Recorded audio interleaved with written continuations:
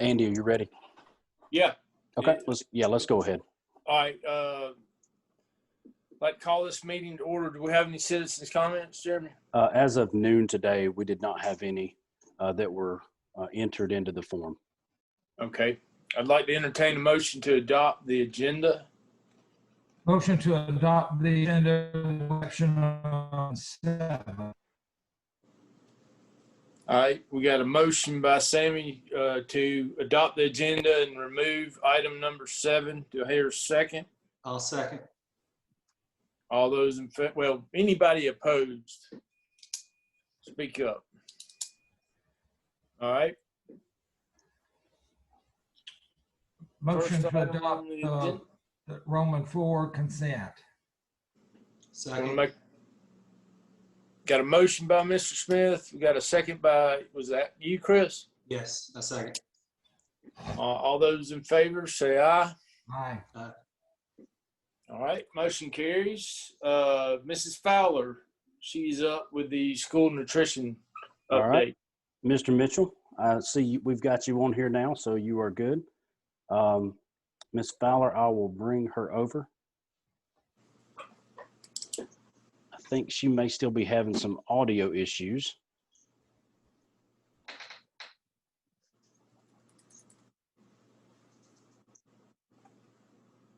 Dr. Williams? Yes, ma'am. Can you hear? Oh. Hey, I'm Penny, here. can you hear us? Yes, sir. All right, go right ahead. I will pull up your report and you've got the floor. Well, thank you for the opportunity to speak on behalf of School Nutrition. We're off to a great start this school year. We've had a few changes. Hold on one second, Penny. Is it echoing on everybody else? Yes. Yeah. Okay. Penny, if you can, one of your devices need to be muted.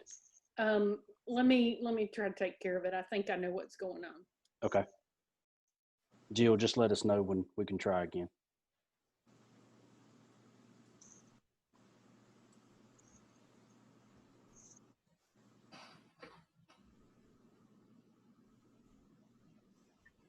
Penny, you should be able to go now.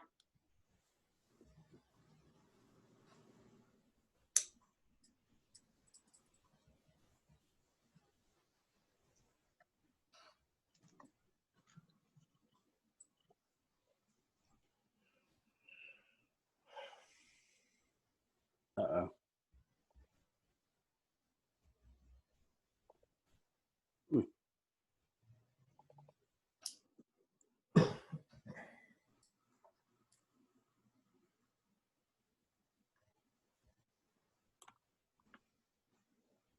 Penny, can you hear us now? It's showing you as unmuted.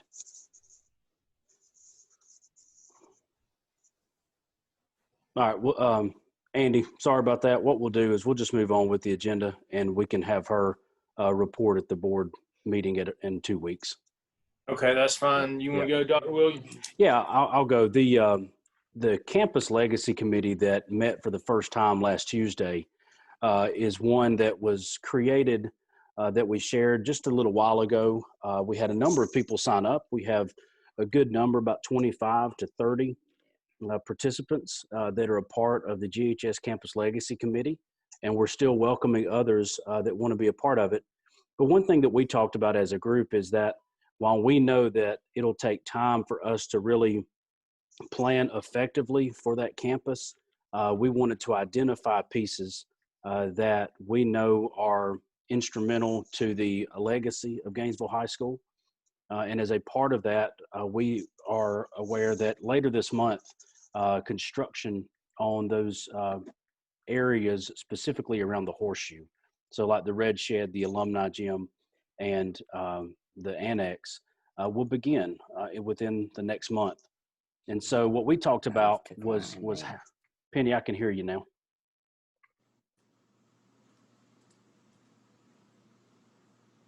Give me just a minute. And so one of the things that we put together is that on Sunday, October the 18th, It's an Elephant's Nostalgia Walk. Now, on this, one thing we wanted to do was, and board members, can you see that image from your computer? I cannot. I'm on my iPad, but I pulled it up on my computer though. Okay. I cannot see it on here. How about now? Now we can. Yes. Okay. So this Elephant's Nostalgia Walk is a result of the team and committee coming together and saying, we want to give people the opportunity to walk through the Gainesville High School campus one more time before we start construction. And so we have a day on Sunday set aside 1 p.m. to 5 p.m. for Sunday, October the 18th. Now, Miss Lynn Jones has a message going out to families tonight. We have a press release going out this evening, and we will be sharing this back with the committee. And we will also be shared with anybody to get out on social media so that during this 4-hour time frame, because of COVID, we can't do an event like we did with 125th celebration, but we are going to have a 4-hour event that you can just come, walk at your own pace, bring your family members, come individually, and we'll have the buildings open and available for you to just walk through to see the campus. And so for us, it's going to be just a great time to maybe pull some of that legacy back in for a short period of time, but also showcase what the campus is going to look like. So it's kind of giving us two opportunities. One is to honor the pieces that have gotten us to this point, but also then have those conversations about how those pieces can be a part of Gainesville's city school system and Gainesville High School for the next 125 years. And so that's available to anybody in the community, any alumni that want to be a part of it, more than welcome to join us on that day. We look forward to sharing that with the community. So it is set up for Sunday, October the 18th from 1 p.m. To 5 p.m. Any questions, board members, related to that item?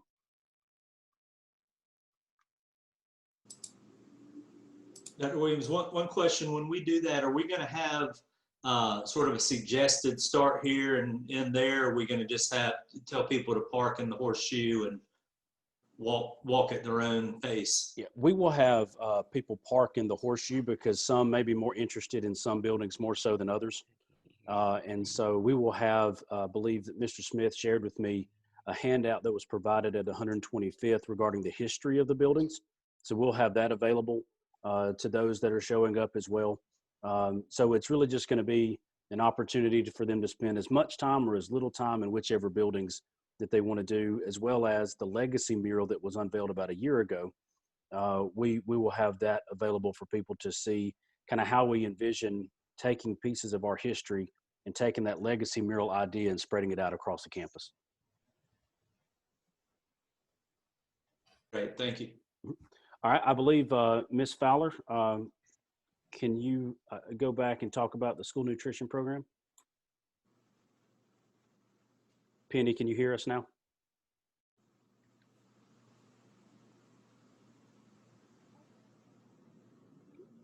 Penny?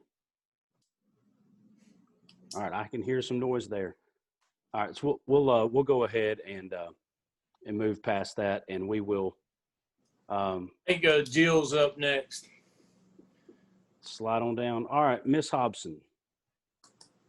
Thank you very much. I wanted to bring an item of information for you tonight as we get ready for the second semester of Gainesville Virtual Academy. I did want to give you a little bit of an update on how things are going right now. We have just over 1,100 students enrolled across all 3 levels. Dr. Chad Crumley is our administrator at the elementary school level, Ms. Tisser Sargent at the middle school, and Dr. Paige Galt at the high school. We have about 35 staff members across all levels who are working with our students. They're doing an amazing job of working with a very good group of kids. We have synchronous meetings multiple times every day. Office hours in the evenings and on Fridays, so our teachers are really trying to serve the needs of every single student. But what we're focusing on tonight in terms of bringing information to you is to talk a little bit about our process for second semester. We want to smooth out our process as much as possible. So we are going to have, and already it is on the website, a form for entry and exit. You'll use the same form whether or not you would like to continue enrollment, enroll for the first time, or move back to face-to-face instruction. All of those requests do have to be in by October 31st. This will give us time to process those requests, get schedules ready for every student, make sure that we've communicated with every family who intends to, and for whom we have room, give them a chance to complete a contract so that they're clearly understanding that they're committing for the entire May through June timeframe, second semester, and that they understand, you know, the expectations of being a part of GVA. Jill, did you mean January through June? I did. I'm sorry. Well, I will tell y'all, one of the challenges, you know, and I've shared this before, Jill and her team have done a great job of pulling GVA together in such a short period of time. But one of the challenges we face is when we put out the opportunity to participate in GVA in early July, we had to extend that window through July. Then all of a sudden that continued to expand because of the miscommunication or misunderstanding between virtual school and a remote start. So then when we came back face to face, there was another series of families dropping their children off at the school who didn't have a schedule in face to face. And we've continued to deal with that a little bit. And that's why we're really wanting to put some firm things in place regarding a contract to make it very clear that people understand that you're signing up for the semester. Because if you try to shift into GVA, the schedule changes, where the classes are may be slightly different. If you try to shift back to face, that impacts class size. And so we cannot be having those kind of interruptions throughout the course of a semester, and really the grading possibly change a little bit from that virtual environment to that face-to-face environment. So we have, you know, I believe our numbers a little bit lower than where we were at the start of the semester. And Jill and Dr. Crumley, Dr. Galt, and Ms. Sargent have done a fantastic job of accommodating the large majority of those requests, but we also don't want people to go back and forth on all of that.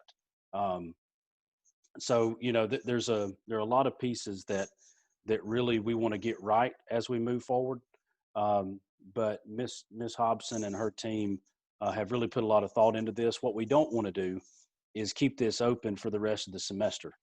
And so right now our window is through October, so that allows the middle school and especially the high school time to get the schedules correct, so that in January we're not having 50 kids wanting to go one way or the other. And this is just filling out the form is not an absolute guarantee. We do have to have a seat available. We're not able to expand the number of students that we're serving much beyond what we're currently serving. So the number of new students that we can serve will be based on, you know, to some degree, the number of students who choose to return to face-to-face instruction.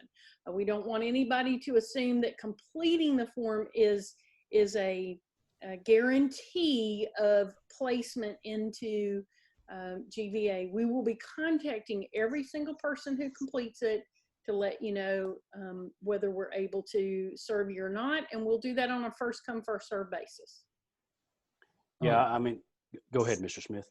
Jill, do the forms specifically and boldly state that there is no transfer in and out once you begin the virtual academy? Yes, sir. We've tried to make that much clearer in filling out the form, and it will also be stated clearly on the contract that we're going to ask folks to sign, and that will be due before they can participate. Sure. It's my impression, correct me if I'm wrong, but some students who enrolled this semester didn't like it. And they quickly, they and their parents quickly decided they didn't like it and wanted to switch to face-to-face once we started that. That's what I've been told from several places. Is that correct? There have been a variety of reasons why folks have wanted a change in either direction. Certainly some of the students have found the rigor of participating in virtual school to be more than they expected. And, you know, as a result have requested to return to face-to-face instruction.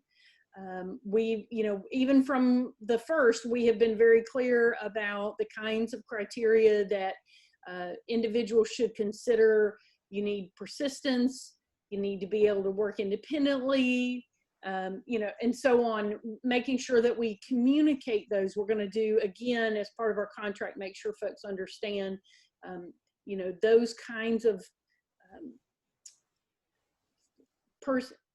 the kinds of things that you need to take into consideration in determining whether or not you are going to be successful in that virtual environment. Secondly, you write in your report that we are limited on seats.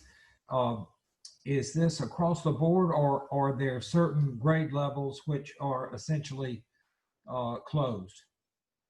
Well, sir, it's going to depend on how many students decide to go back to face-to-face instruction. It's very hard for me to say right now how many seats we'll be able to serve in any grade level until we know, you know, the number of folks who are asking to leave, and that will influence how many seats we have available.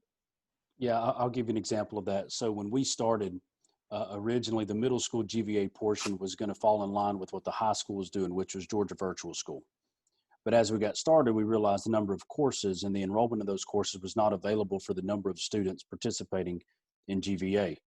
And so Ms. Freeman and her team, we have a team per grade level that teaches GVA. We had to shift just a few weeks ago to where 2 of those teams had a couple classes face-to-face and 100+ students in GVA. Those numbers got to the point where I believe, Ms. Hobson, correct me if I'm wrong, I think one of those had like about 160 kids. Yes. So you were then asking teachers to manage and teach 160 kids online while also possibly teaching 2 classes a day. And so the middle school team did a great job of shifting that. We still have that mixture in 6th grade because the number of students are not as high as they are in 7th and 8th grade. What we don't want to do, and that meant that 7th and 8th grade students who were face-to-face then had to move teams a few weeks ago. And we want to eliminate that as much as possible. Dr. Williams, when is our FTE count day? Tomorrow. And all of these students are part of our team. Yes, that is correct. All of these, but are we still down just a bit in terms of overall enrollment? We are. We're around 250 students down. 70 of those are comparing to a kindergarten size of last year. You know, we had heard that some families may have hesitated a little bit in sending their little ones to school. So around 250 district-wide, which is a smaller number than some other school systems are having. But right now, when you take pre-K out of it and compare it to last year, we're 250 fewer students. Okay, thank you. Ms. Hobson, for the students who are in person that have been face-to-face this fall, it's assumed that they'll continue that way, right? They don't have to fill out a form to say they want to continue face-to-face. Yes, sir. Unless they're going to join GVA, it's just assumed they're going to stay face-to-face. Yes, sir. Okay. Yeah. If you want to go out or you want to go into GVA, we need that information. Right.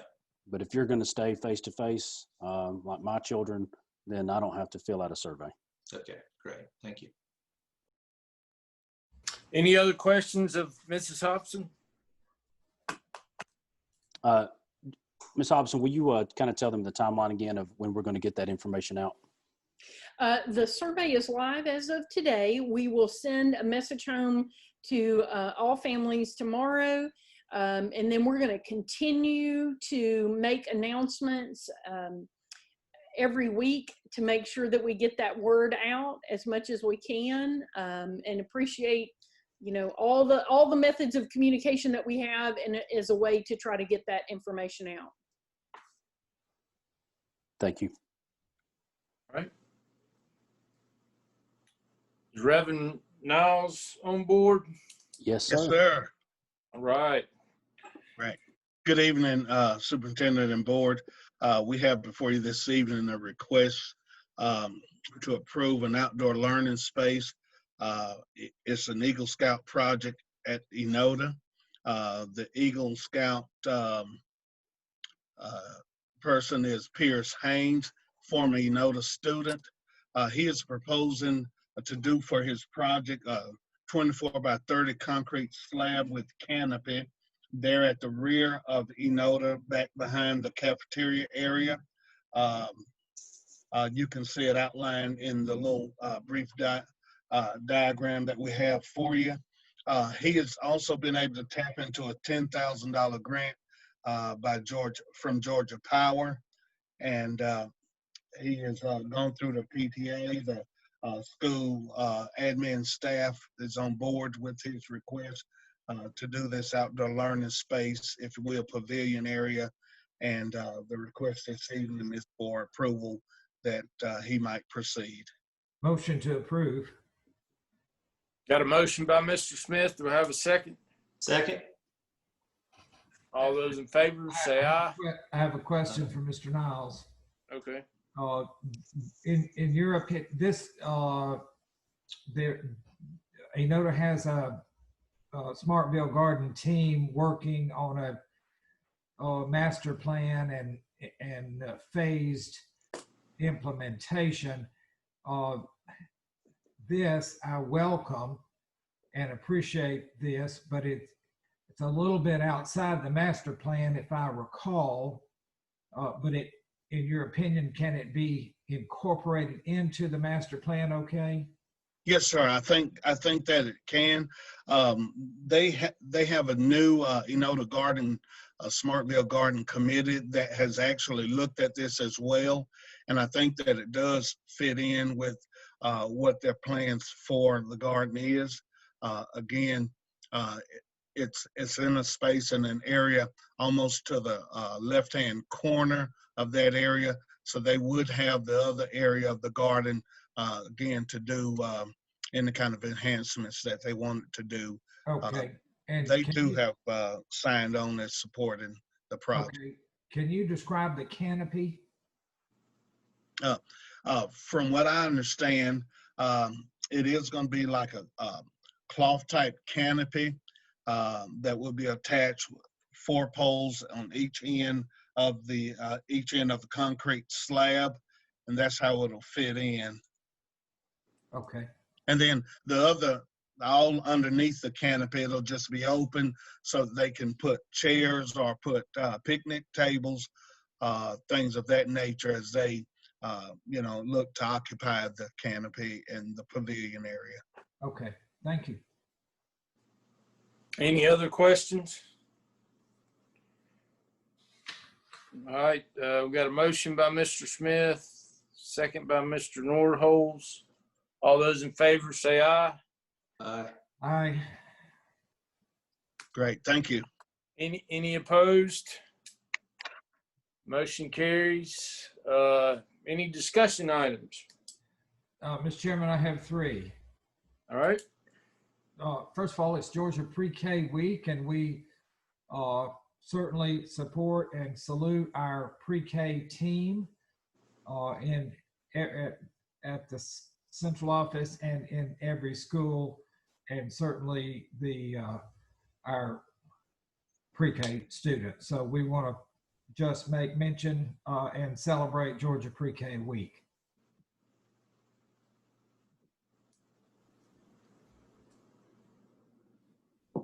Secondly, Dr. Williams was quoted in this online interview with the Times staff describing an unfortunate situation with on occasion having no substitute teachers on occasion.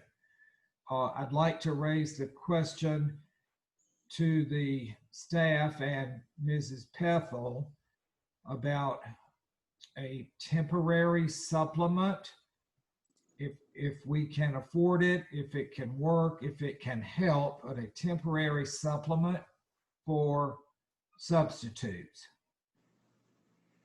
If that might be a little better incentive to recruiting and retaining qualified substitutes. So it's essentially a question for the staff to study, please. Is that substitutes across the board, or are you talking about specific departments? Wherever needed. Okay.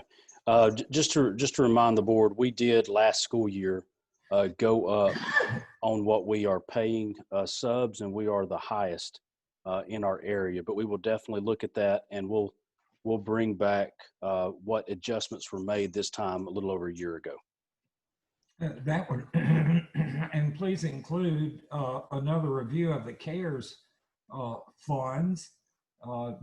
Perhaps there could be some provision that was written into the CARES Act. Okay, I've got it down. Thank you. Thirdly, just since we're fresh on the virtual academy, there are colleagues, there are 40 of those students who are tuition paying. 40 of the, did she say 1,100? I believe that's the number we were at now, yes. Okay, 40 of those are tuition paying, and by being enrolled in a virtual academy, in my opinion, there's less value than being enrolled face-to-face. A number of normal, valuable things are not with these students.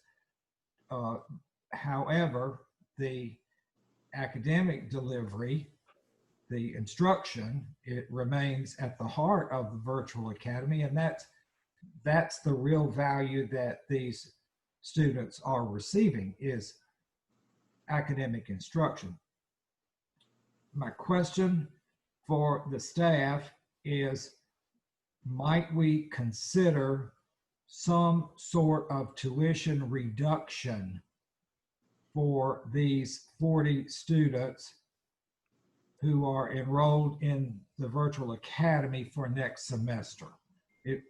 My thought is a one-time, one semester reduction in their tuition, simply based on the value of compared to in-person learning.